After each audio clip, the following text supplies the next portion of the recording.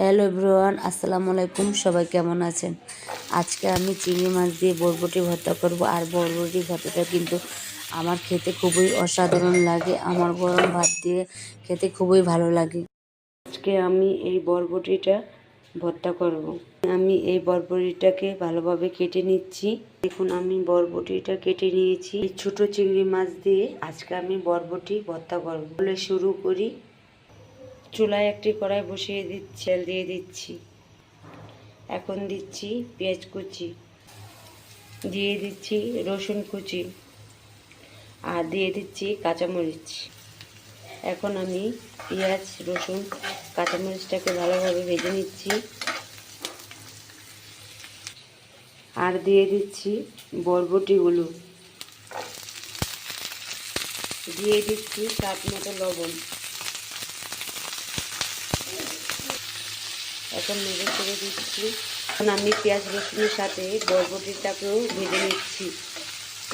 আর বরবটিটা ভাজা হয়ে গেছে, এখন আমি চুলা থেকে নামিয়ে ফেলব। বরবটিটা প্রায় ভাজা হয়ে গেছে। এখন আমি সবশেষে দিয়ে দিব ধনেপাতা কুচি। একটু নেড়ে চেড়ে দেব।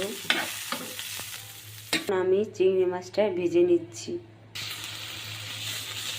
এখন আমি চিংড়ি মাছটাকে নেড়ে চেড়ে দিচ্ছি। মাছটা ভাজা হয়ে গেছে, এখন আমি চুলা থেকে নামিয়ে ফেলব। এখন আমি বরবটিটাকে পাটায় বেটে নিচ্ছি। এখন আমার ভর্তাটা বাটা হয়ে গেছে। এখন আমি ভর্তাটাকে উঠিয়ে নিচ্ছি। আমার ভর্তাটা বাটা হয়ে গেছে। এখন আমি সরিষা তেল দিয়ে বাগার দিয়ে নিব। আমি একটি কড়াইয়ের মধ্যে তেল দিয়ে দিচ্ছি, ভর্তাটাকে দিয়ে দিচ্ছি। এখন আমি ভর্তাটাকে নেড়ে চেড়ে দিব। ভর্তাটাকে নেড়ে চেড়ে দিব।